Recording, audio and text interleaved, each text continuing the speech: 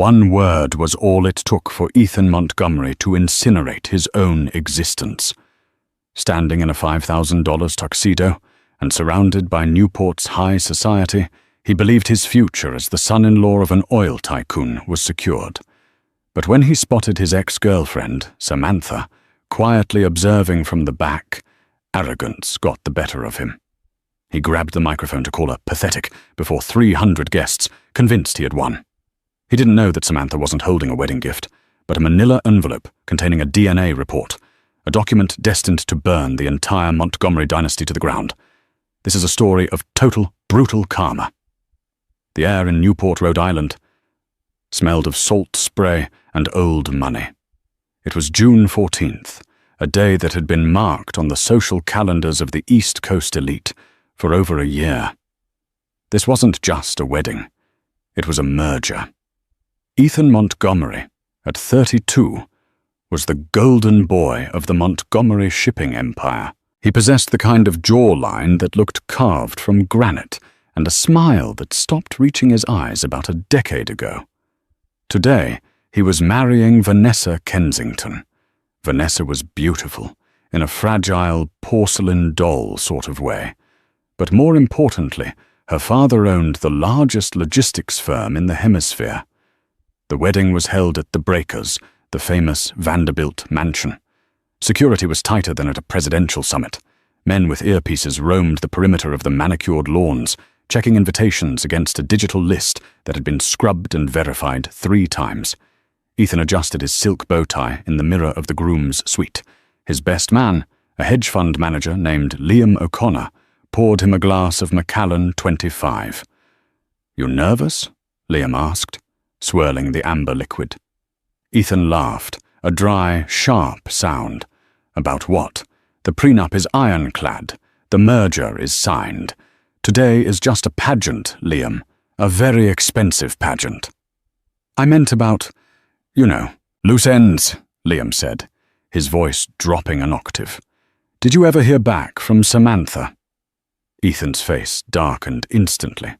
"Don't say that name." "I'm just asking, man. You ghosted her after 6 years, left her with nothing. People like that. They don't just disappear." "Samantha is a waitress from Ohio, Liam. She isn't people like that. She's a nobody. I gave her 6 years of a life she couldn't afford. She should be grateful." Ethan took the scotch and downed it in one smooth motion. "She's probably crying into a shifting schedule at some diner right now. She's pathetic. She's the past." Ethan checked his Rolex. It was time. He walked out of the suite, feeling like a king. The ceremony was flawless. The sun dipped below the horizon, painting the sky in hues of violent violet and orange as Ethan and Vanessa exchanged vows under an arch of 10,000 imported white roses. Vanessa cried. Ethan looked appropriately stoic. The guests, senators, CEOs, and socialites, dabbed their eyes with linen handkerchiefs. But the real show was always the reception. The ballroom was a sea of crystal chandeliers and centerpieces that cost more than most people's cars. Champagne flowed like water. As the dinner service began, the atmosphere was electric with the hum of gossip and networking. Ethan sat at the head table, his hand resting possessively on Vanessa's waist. He surveyed the room, drinking in the envy of his peers. He had won the game of life. Then he saw her. It wasn't possible. It had to be a trick of the light.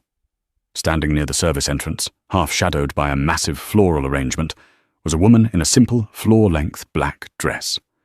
It was stark, elegant, and entirely out of place amidst the sea of pastels and sequins. She wasn't serving drinks. She wasn't on the security detail. She was just standing there, her hands clasped in front of her, holding a thick yellow envelope. It was Samantha Hart. She looked different than the girl he had abandoned in their shared apartment 4 months ago. The frizzy hair was sleeked back into a severe bun. The soft, anxious eyes were hard, fixed on him with a laser-like intensity. She didn't look like the waitress he had left. She looked like a grim reaper in high heels. Ethan's heart hammered against his ribs, not with fear, but with a sudden, boiling rage. How dare she? How dare she crash his coronation? He turned to Liam, whispering aggressively, "How did she get in?" Liam followed his gaze and paled. I don't know.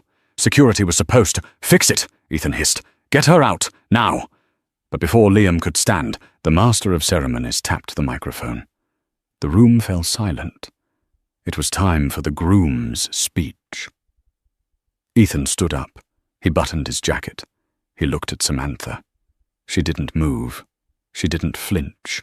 She just stared at him, raising the envelope slightly, as if toasting him with it. A wicked idea formed in Ethan's mind. If she wanted to humiliate herself by showing up here, he would help her. He would destroy her so thoroughly that she wouldn't just leave the wedding. She would leave the state. He took the microphone. He flashed his $1,000,000 smile, but his eyes remained locked on the woman in the black dress. "Thank you, everyone," Ethan began, his voice smooth as velvet, booming through the surround sound speakers. "They say a wedding is about the future, about building a legacy. And looking at my beautiful wife, Vanessa, I know my legacy is in safe hands." Applause rippled through the room. Vanessa blushed, squeezing his hand. "But," Ethan continued, his tone shifting. He stepped away from the table, walking towards the center of the dance floor. He was moving closer to where Samantha stood. "To appreciate the future, you have to understand what you've left behind. You have to understand the dead weight you had to cut loose to soar." The room went quiet. The air grew tense. This wasn't the standard thank you speech. Ethan stopped 10 feet away from Samantha. The spotlight operator, confused, swung the beam of light, catching Samantha in its glare. The guests gasped. Murmurs broke out. "Who is she? Is that the ex?" Samantha didn't blink. The light hit her face, revealing no makeup, just stark pale skin and eyes that burned with a cold fire. "Ladies and gentlemen," Ethan gestured to her with mock pity, "I think we have a crasher. This is Samantha." The whispers became audible. "Samantha Hart, the girl he lived with." "Samantha," Ethan said, his voice dripping with condescension, "I know it's hard to accept that things are over. I know, seeing me here, successful, happy, marrying a woman of substance, must be difficult for you." He took a step closer. The security guards were moving in now, but Ethan held up a hand to stop them. He was enjoying this. "You came here for what? Closure? Money?" Ethan laughed, shaking his head. "Look at you. Wearing a dress that probably cost you a month's rent, sneaking into a place you don't belong. It's sad, Sam. It really is. It's pathetic." The word hung in the air, cruel and sharp. "Pathetic," he repeated, savoring it. "You're like a child who wasn't invited to the party," pressing her nose against the glass. "Go home, Samantha. Go back to your diners and your small life. You are nothing to me. You never were." Vanessa, at the head table, looked horrified. She tugged at her father's sleeve. "Daddy, make him stop," she whispered. But Ethan was on a roll. "Security, please escort Miss Hart out, and maybe give her a distinct taxi fare so she doesn't have to walk." Laughter bubbled up from Ethan's sycophantic friends, a jagged, nervous sound. Samantha finally moved. She didn't scream. She didn't throw a drink. She simply walked forward, directly into the circle of light where Ethan stood. The security guards hesitated, confused by her calm demeanor. She stopped 2 feet from him. The microphone picked up the sound of her breathing, steady, controlled. "Are you finished, Ethan?" she asked. Her voice was quiet, but in the silent ballroom, it carried to the back rows. "I'm finished with you," Ethan sneered. "Good," Samantha said, "because I didn't come here for money, and I didn't come here to beg." She extended her hand, offering him the yellow envelope. "I came here to give you this. Consider it a wedding gift." Ethan looked at the envelope. He shouldn't take it. He should have her dragged out. But his ego was too big, and his curiosity was a fatal flaw. He snatched the envelope from her hand. "What is this? A love letter? A sonnet?" He mocked her, tearing the seal open. Let's see what desperate looks like on paper." He pulled out the documents. It wasn't a handwritten letter. It was a stack of stapled papers with the logo of a high-end genetic testing laboratory, Helix and Genealogy Partners. Ethan furrowed his brow. He scanned the first page. "A DNA report?" He laughed, looking up at the crowd. "She brought me a DNA report. What, are you trying to tell me I have a kid? We were careful, Sam. I know your tricks." "Read the conclusion, Ethan," Samantha said. Her voice cut through his laughter like a razor blade. "Read the names of the two subjects tested." Ethan looked back down at the paper. He skipped the technical jargon and looked at the Subject A and Subject B columns. Subject A, Ethan James Montgomery. Subject B, Vanessa Marie Kensington. Ethan froze. His brain stuttered. Why would Samantha have a DNA test comparing him and his new wife? He looked at the bottom of the page. The probability of relationship. His eyes widened. The blood drained from his face so fast it looked like he had been shot. The microphone slipped from his hand, hitting the floor with a deafening thud that made everyone jump. "No," he whispered, his voice shaking without the amplification. "This is fake. This is—" "Read it out loud," Samantha shouted, her voice suddenly booming as she grabbed the microphone he had dropped. She stood over him now, the power dynamic instantly flipping. "Read it," she commanded. Ethan couldn't speak. He was paralyzed. Samantha snatched the paper from his trembling hands. She looked at the crowd, her eyes finding Vanessa's father, the oil tycoon, who was now standing up, his face red with confusion. "Since the groom has lost his voice," Samantha announced, "I'll read it." She held the paper up to the light. The DNA analysis confirms with 99.9% certainty that Subject A, Ethan Montgomery, and Subject B, Vanessa Kensington, share a biological parent. Specifically, they are half-siblings. The silence that followed wasn't just quiet. It was a vacuum.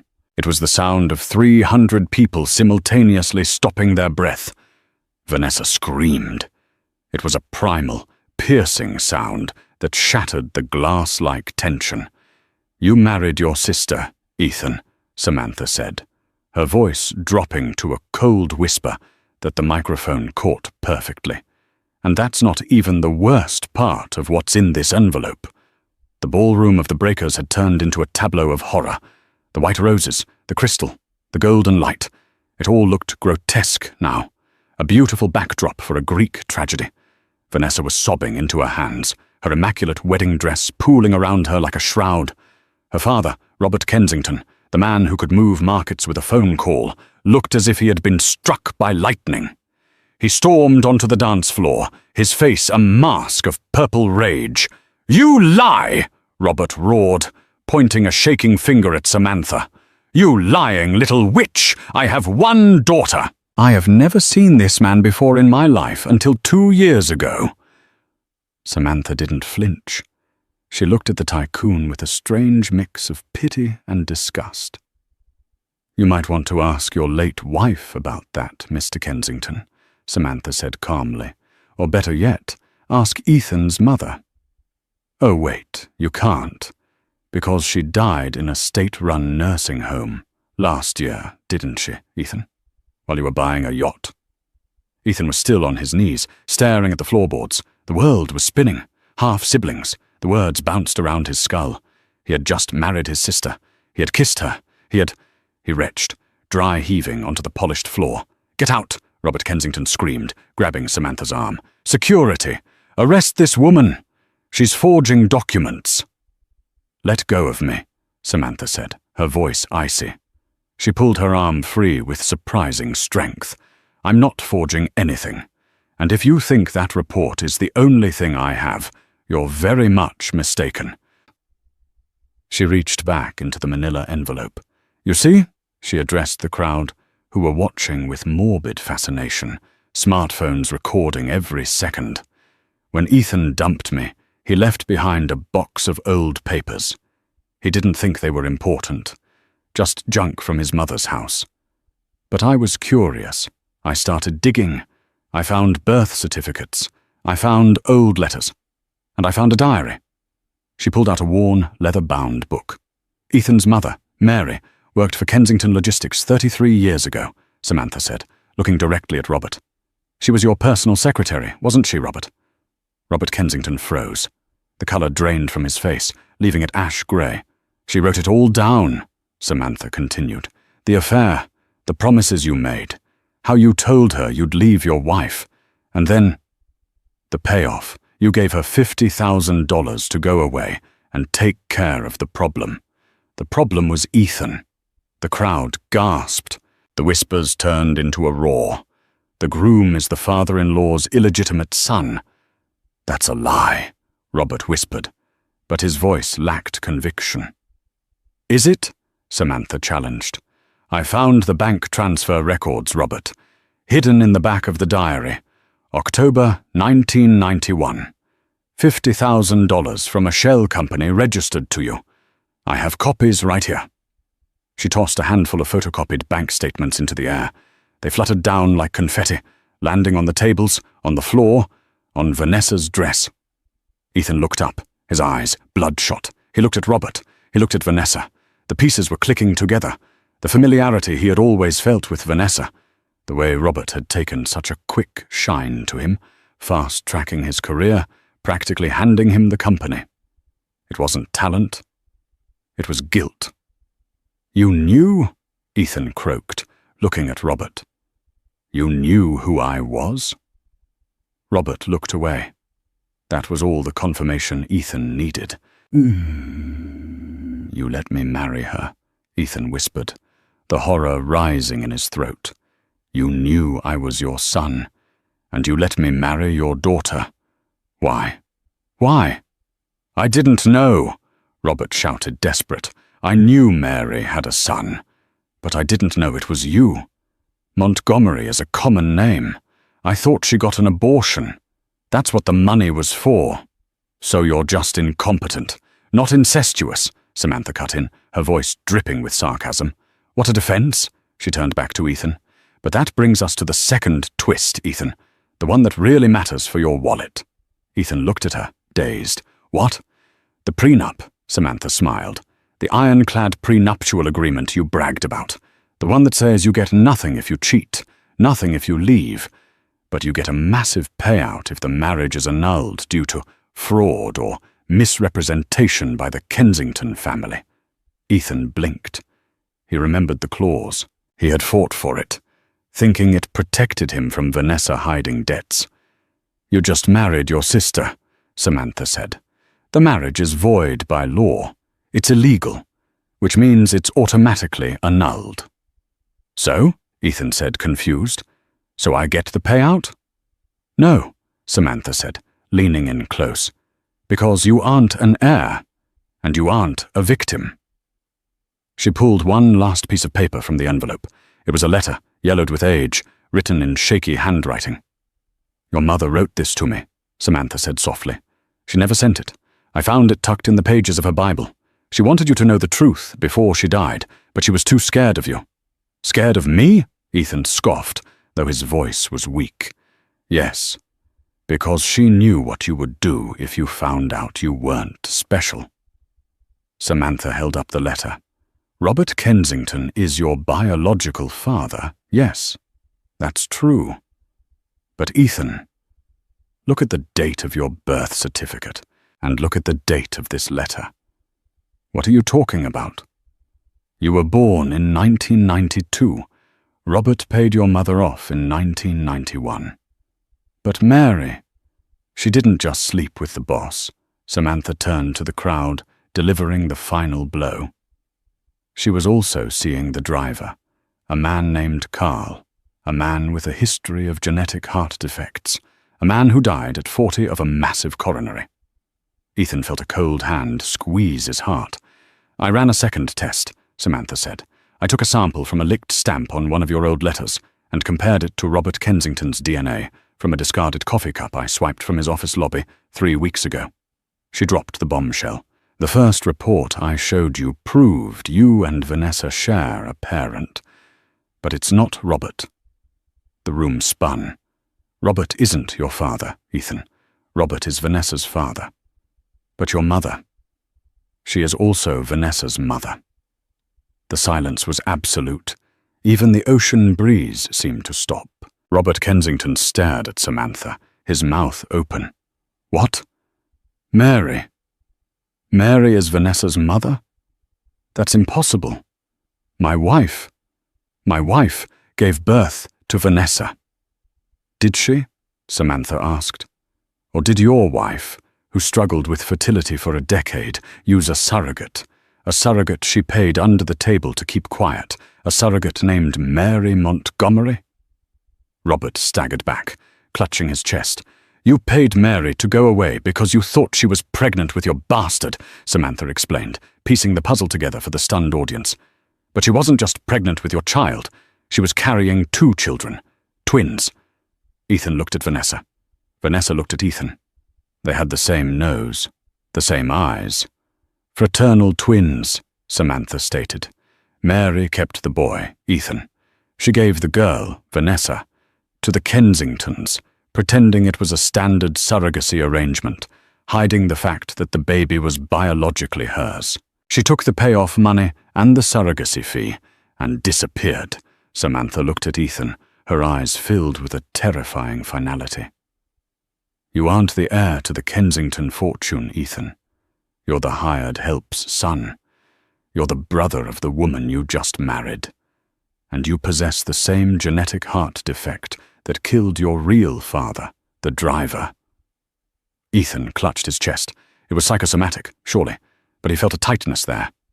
"And now," Samantha said, checking her watch, "the police should be arriving right about now." Sirens wailed in the distance, growing louder by the second. "Police?" Ethan scrambled to his feet. "Why the police?" "Because," Samantha said, reaching into the envelope one last time. She pulled out a USB drive.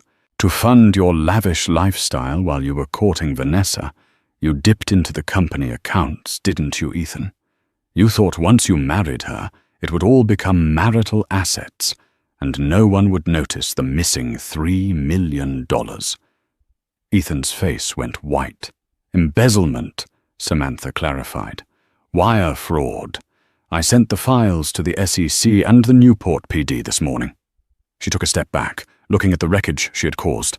Ethan Montgomery stood in the center of the dance floor, a pariah. His wife was his sister. His father-in-law was a stranger. His fortune was a lie. His freedom was about to end. And the woman he called pathetic was standing tall, looking like a queen of vengeance. "You ruined my life," Ethan whispered, tears streaming down his face. "Why? Why did you do this?" Samantha smiled. It wasn't a happy smile. It was the smile of someone who had survived a war. "Because, Ethan," she said, her voice soft but carrying the weight of a sledgehammer, "you didn't just leave me. You didn't just break my heart. When you left, you cleared our joint bank account. You took the rent money. You took the money for my insulin." She pulled up her sleeve, revealing a small medical device on her arm. "I almost died," she said. "I spent 3 weeks in the ICU because you wanted a new watch. You called me pathetic for being poor when you were the one who stole my survival." The red and blue lights of the police cruisers began to flash against the high windows of the ballroom. "I didn't do this to ruin you," Samantha said, turning to walk away. "I did this to balance the books." As the police officers burst through the double doors, handcuffs gleaming, Ethan looked at Samantha one last time. "Sam, wait," he pleaded. "Please." Samantha didn't look back. She walked out of the ballroom, past the stunned billionaires, past the ruined wedding cake, and into the cool night air. But the story wasn't over. As Samantha walked down the driveway of the Breakers, a black limousine pulled up alongside her. The window rolled down. It wasn't the police, and it wasn't a taxi. It was a man Samantha had never met, but whose face she recognized from the business pages. "Miss Hart?" the man asked. "Yes?" Samantha stopped, gripping her clutch. "My name is Arthur Sterling," the man said. "I represent the board of directors of Kensington Logistics." Samantha narrowed her eyes. "What do you want?" "You just saved our company from a disastrous merger with a fraud," Arthur said, and you seem to know more about the Kensington family history than they do." He opened the door. "Get in. We have a job offer for you, and we need to discuss what you found in that diary about the other child." Samantha froze. "Other child?" she asked. "Mary only had twins." Arthur Sterling smiled grimly. That's what Mary thought. But the Kensington files go deeper than a diary. Get in, Samantha. The night is young, and you have a lot more work to do. Samantha looked back at the mansion, where Ethan was being led away in cuffs. She looked at the limo. She stepped inside. The door closed, and the car sped off into the dark, leaving the ruins of the wedding behind. But the mystery of the Montgomery-Kensington bloodline had just begun. The interior of the limousine smelled of rich leather and cold ambition. Arthur Sterling poured a sparkling water and slid it across the table to Samantha. "You have the attention of the board, Miss Hart," Arthur said smoothly. "Robert Kensington is finished.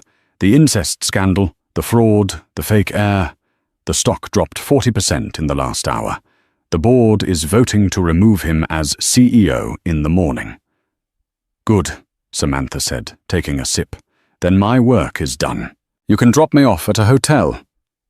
"Not yet," Arthur smiled, "because there is a vacuum, with Robert out and Vanessa proven illegitimate, and Ethan in jail. Who inherits the Kensington Trust? It's a $4 billion question." "I don't care," Samantha said. "You should, because Mary's diary mentions a third heartbeat." Samantha froze. "Triplets?" "Triplets," Arthur confirmed. "It was a high-risk pregnancy. That's why she needed the money for the special doctors. Mary gave birth to 3 children that night in 1992. Ethan she kept. Vanessa she sold to the Kensingtons. But the third child, a boy, was born with a severe lung condition. The doctors didn't think he would survive the night." Arthur slid a file across the table. Mary wrote that she gave the sickly baby to a Catholic orphanage in Boston, believing he would die in peace. She didn't want to burden Robert or herself with a dying child. But he didn't die, Samantha. Samantha opened the file. It was a single grainy photo of a boy, aged 10, standing outside a brick building. "He survived," Arthur said. "And according to the Kensington Trust bylaws, in the absence of a named heir, the assets revert to the eldest living male relative of the bloodline, since Robert has no other children, and Ethan is a felon." "The third brother gets it all," Samantha whispered. "Exactly. And we need you to find him. You know Mary's mind. You have the rest of her papers. Find the third brother, bring him to us, and we will pay you $5 million as a finder's fee." Samantha looked at the photo. There was something familiar about the boy's eyes. A sharpness, a hunger.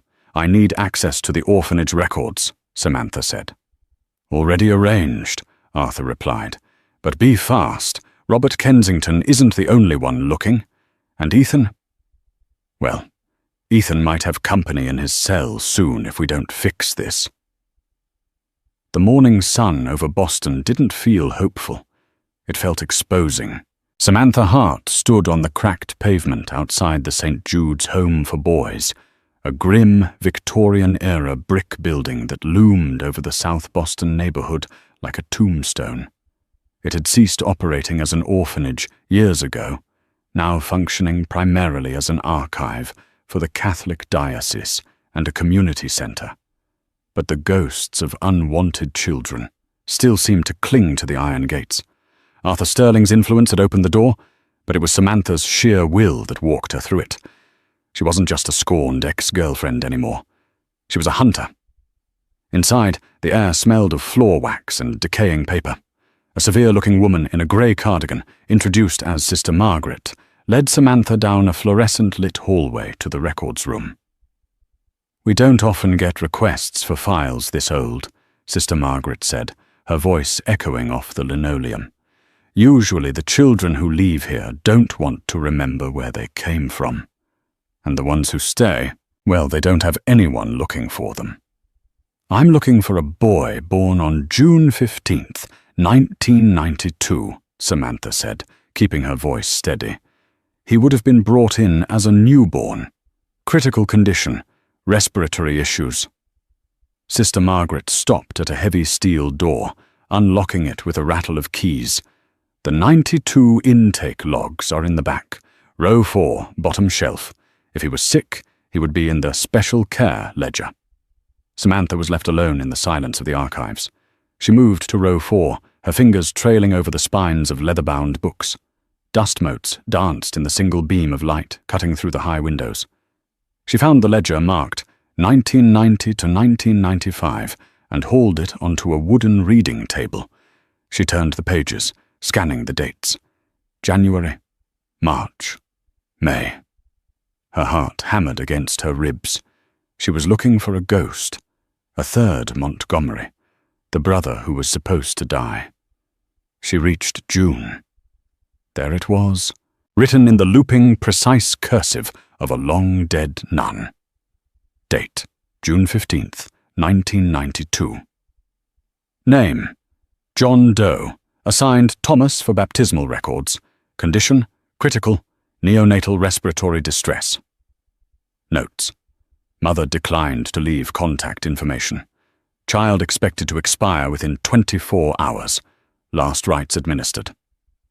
Samantha's finger traced the line across the page. The date of discharge column wasn't filled with the date of death. It was filled with a transfer note. Status update, subject stabilized. Transferred to General Nursery, August 1992. He had lived. The boy had fought for every breath, defying the doctors, defying his own biology. Samantha flipped the page to the adoption logs from later that year. If he survived, where did he go? Who took in a sick, abandoned child? Her eyes scanned the October entries until they snagged on a line that made her blood run cold. Adoption date, October 12th, 1992. Adoptive parents, Patrick and Maureen O'Connor. Child's new name, Liam Patrick O'Connor. Residence, South Boston. O'Connor. The name hit Samantha like a physical blow. The room seemed to tilt. She grabbed the edge of the table to steady herself. Liam. Memories of the last 6 years flooded her mind. But now they were tainted, recontextualized by this horrifying revelation. She thought of Liam O'Connor, Ethan's charming, fun-loving best friend, the man who had been Ethan's roommate at Yale, the man who stood by Ethan's side at every business deal, every party, and yesterday, at the altar. It can't be, she whispered to the empty room. But the pieces were falling into place with terrifying precision. Liam, who always made jokes about Ethan's silver spoon. Liam, who came from a rough background in Southie, but never talked about his parents. Liam, who had stuck to Ethan like a shadow, encouraging his worst impulses, feeding his ego, isolating him from anyone who actually cared, isolating him from her. She remembered a night 2 years ago. Ethan had been drunk, complaining about his father, Robert Kensington. Liam had stared at Ethan with a look that Samantha had interpreted as concern at the time. Now, remembering the cold, predatory glint in his eyes, she realized it wasn't concern. It was envy, pure, distilled hatred. Liam O'Connor wasn't just the best man. He was the brother who had been thrown away, and he had spent his entire life waiting for the moment to twist the knife. Samantha pulled out her phone. Her hands were shaking so badly she could barely dial. She needed to see Ethan, not to gloat, not to yell, but because for the first time in 24 hours, she realized Ethan wasn't the villain of this story. He was just the pawn. The Suffolk County Jail was a stark contrast to the opulence of the breakers.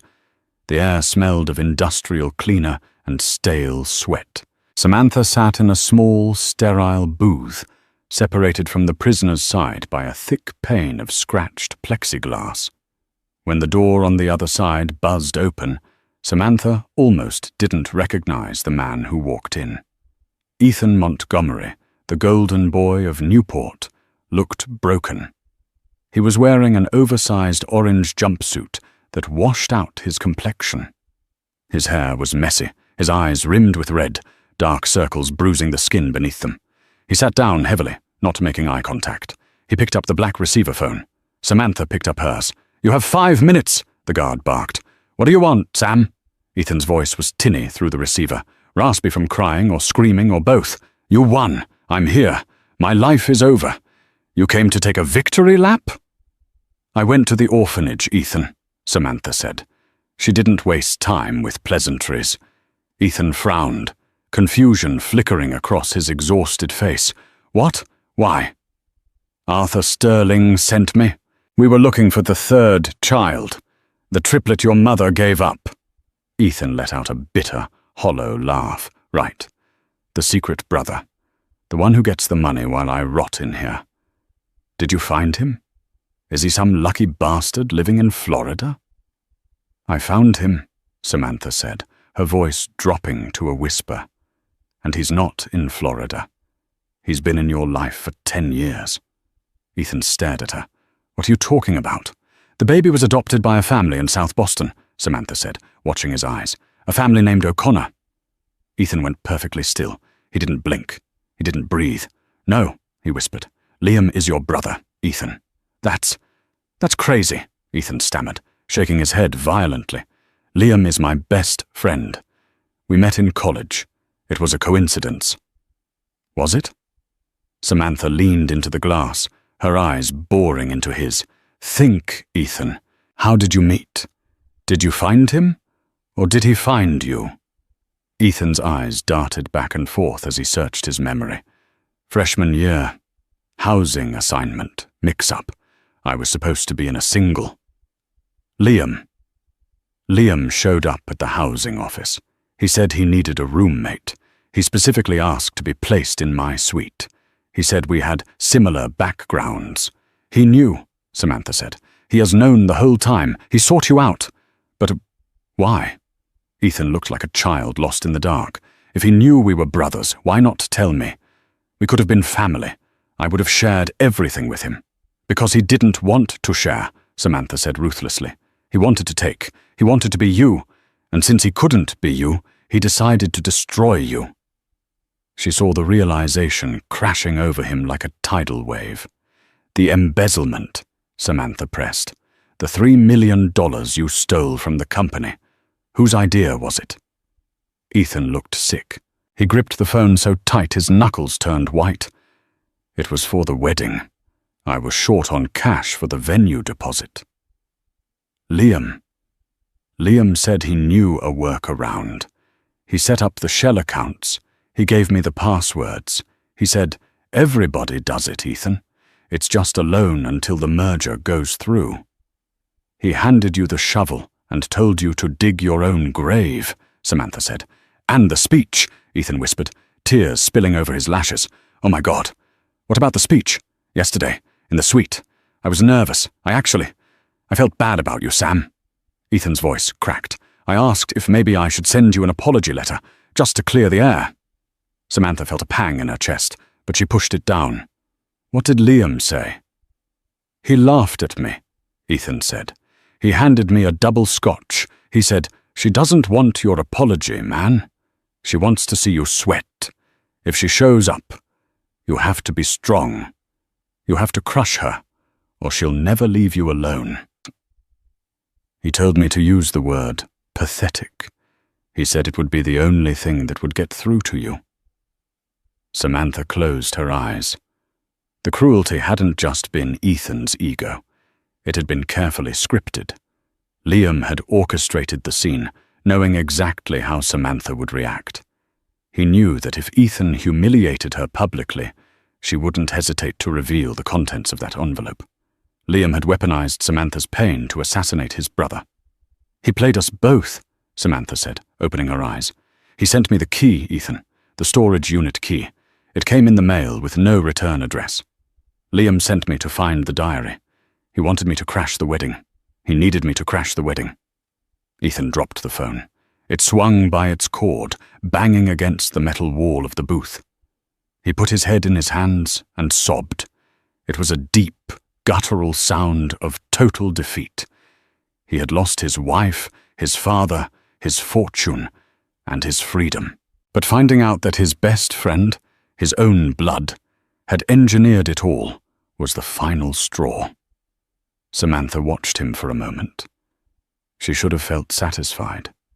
This was the man who had left her with nothing. But seeing him like this, stripped of his arrogance, reduced to a weeping man in an orange jumpsuit, she just felt tired. She tapped on the glass with her ring, a cheap plastic thing she wore now, not the diamond he had promised her years ago. Ethan looked up, his face wet with tears. He fumbled to pick up the phone again. "He's going to take it all, isn't he?" Ethan whispered. "He's the heir. He's the legitimate triplet. He wins." "He's meeting with the board of directors in an hour," Samantha said, checking her watch. "He's going to claim the CEO position and the Kensington Trust." "You have to stop him," Ethan begged. His eyes were wide with panic. "Sam, please, I deserve to be in here. I know that now. I was weak and I was cruel. But Liam is a monster. If he gets that company, if he gets that power, he's dangerous. You don't know what he's capable of." "I think I do," Samantha said. "Help me," Ethan pleaded. "Not for me. For the truth. Don't let him walk away with the crown after burning the kingdom." Samantha stood up. She gathered her bag, the file from St. Jude's tucked safely inside. "I'm not doing this for you, Ethan," she said, her voice cold and sharp as cut glass. "And I'm not doing it for the Kensingtons." She looked at the reflection of her own determined face in the glass. "Liam O'Connor made one mistake," she said. "He thought I was just a prop in his play. He thought I was just the pathetic ex who would read her lines and exit the stage." She turned towards the door. "He forgot that I'm the one holding the script." "Sam," Ethan called out, pressing his hand to the glass. "What are you going to do?" Samantha didn't look back. "I'm going to go crash another party." She walked out of the visiting room, leaving Ethan alone in his cage. The heavy steel door clanged shut behind her with a sound like a guillotine dropping. Outside, the wind had picked up. Samantha hailed a taxi. She had the adoption records. She had the proof that Liam was the triplet. By all accounts, Liam O'Connor had won. He was the rightful heir. But as the taxi merged onto the highway towards the Kensington headquarters, Samantha opened the file one last time. She looked at the medical notes she had copied from the ledger. She looked at the blood type data she had pulled from her own research on the Montgomery family earlier that morning. She stared at the numbers. Baby A, type A plus baby B, type A plus baby C, Liam, type O. A small, dangerous smile touched her lips. Liam O'Connor had been so careful. He had constructed a masterpiece of deception, but he had forgotten high school biology, and he had underestimated the waitress from Ohio. "Driver," Samantha said, "step on it. I have a board meeting to interrupt." The corporate headquarters of Kensington Logistics was a monolith of glass and steel that speared the grey Boston skyline. It was a fortress designed to project stability, but inside, the air was thick with the scent of a dying empire. The lobby was swarming with reporters, their cameras flashing like strobe lights, all hungry for a glimpse of the fallout from the incest wedding of the century. Samantha Hart didn't use the front entrance. She used the service elevator, the one the catering staff used, a world she knew all too well. She reached the 44th floor, the executive level, where the plush carpets muffled her footsteps and the silence felt heavy, like the air before a thunderstorm.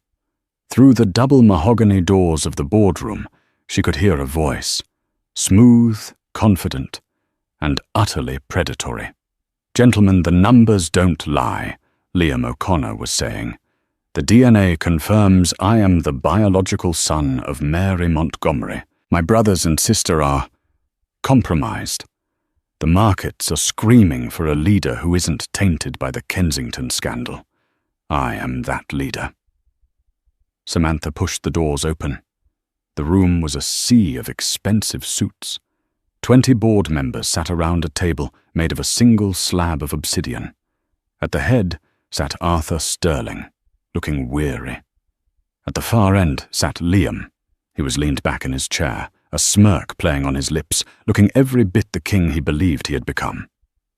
"I believe this is a private meeting, Miss Hart," Arthur Sterling said, though his eyes sparked with a flicker of hope. "It was," Samantha said, walking towards the table with a stride that commanded the room, "until I realized you were about to hand the keys to the kingdom to a ghost." Liam didn't move, but his smirk faltered. "Samantha. Still looking for a handout? I appreciate you doing the legwork with the diary, really. There will be a generous thank you check in the mail once I'm seated." "Keep your money, Liam," Samantha said, stopping directly across from him. She threw the St. Jude's file onto the obsidian table. It slid across the polished surface, coming to rest right in front of him. "You've spent 10 years playing a character. You studied Ethan, you mimicked his walk, you learned his secrets, and you waited for the perfect moment to burn him down. It was a brilliant performance." "It wasn't a performance," Liam spat, his voice losing its playful edge. "It was my birthright. I was the one left in the dirt while he was raised in a mansion. I survived because I was stronger than both of them." "You are strong," Samantha conceded, "but you aren't a Montgomery." A ripple of murmurs went around the table. Arthur Sterling leaned forward. "Miss Hart, we've seen the adoption records you found. They clearly state Liam O'Connor was the child taken from St. Jude S."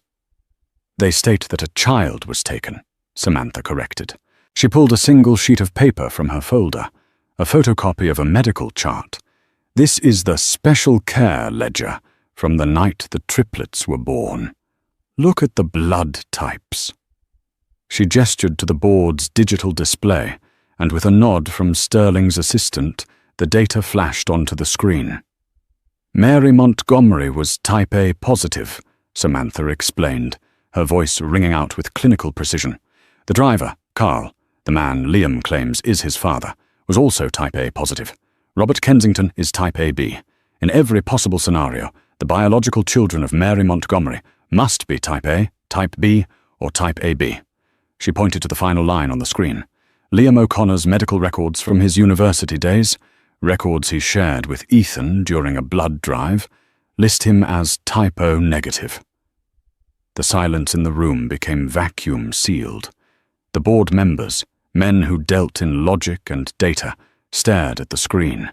The math didn't add up. "It is a biological impossibility for 2 A-positive parents to produce an O-negative child," Samantha stated. "You can't inherit what isn't in the code." Liam's face went from pale to a sickly, mottled grey. "Blood types can be mislabeled. It was 30 years ago." "I thought you might say that," Samantha said. "So I looked closer at the St. Jude's death certificates. There was a third baby born to Mary Montgomery. Yes, a boy. But he didn't stabilize in August of 1992. He died at 4:12 a.m. on the morning of his birth. The nun who wrote the stabilized note in the ledger? She was covering up a clerical error. She had mixed up the charts of the Montgomery baby and another abandoned infant in the same ward." Samantha stepped closer to Liam, her shadow falling over him. "The real third triplet is buried in a potter's field in South Boston," she said, her voice dropping to a chilling whisper. "You were just the kid in the next bassinet. You grew up hearing the rumors of the secret Montgomery babies from the older nuns. You realized you shared a birthday with a dead rich boy, and you decided to step into his grave." Liam lunged across the table, his hands clawing for the documents, his face contorted into a mask of pure rage. "You bitch! You're lying! I felt it. I knew I belonged there." Security guards who had been standing by the door moved with practiced efficiency. They grabbed Liam by the arms, hauling him back from the table. He fought like a cornered animal, kicking and snarling, the sophisticated best man persona evaporating to reveal a desperate, hollow man. "You're a fraud, Liam," Samantha said, her voice unwavering. "You didn't want justice. You just wanted a bigger house to be miserable in." "Get him out of here," Arthur Sterling commanded, his voice trembling with a mix of anger and relief. "Call the police. I want him charged with attempted grand larceny and fraud." As the guards dragged Liam out, His screams echoing down the marble hallway, the boardroom fell into a stunned hush. The Wolf of Newport had been defanged by a woman he had dismissed as a footnote. Arthur Sterling stood up and walked over to Samantha. He looked at the files, then at her. "You've saved this company twice in 24 hours, Miss Hart. First from a catastrophic scandal, and then from a hostile takeover by a criminal. We owe you more than a finder's fee." "I don't want the company, Mr. Sterling," Samantha said, feeling the weight of the last 2 days finally beginning to lift. "And I don't want a seat at this table. This world, it's built on lies and ghosts. I'm done with it." "Then what do you want?" Samantha thought of Ethan in his cell. She thought of Vanessa, sitting alone in her ruined wedding dress. And she thought of herself 4 months ago, crying in a cold apartment because she couldn't afford her medicine. "I want the $5 million, she said, "and I want you to set up a trust for the orphans at St. Jude S. Real ones, not the ones who use their trauma as a weapon." She turned to leave, but stopped at the door. "And tell Vanessa. Tell her I'm sorry." She was the only person in that ballroom who was actually innocent. And that, everyone, is the end of the Montgomery-Kensington saga, a story that began with a cruel word at a wedding and ended with the total collapse of a dynasty. It just goes to show, you can buy the best lawyers, the most expensive tuxedos, and the most elaborate lies, but the truth is a debt that always gets collected. Samantha Hart walked away with her head high and her future secured. She didn't become a billionaire, but she became something much rarer in that world. Someone who couldn't be bought. As for Ethan and Liam, they're both behind bars now. 2 brothers who finally have something in common.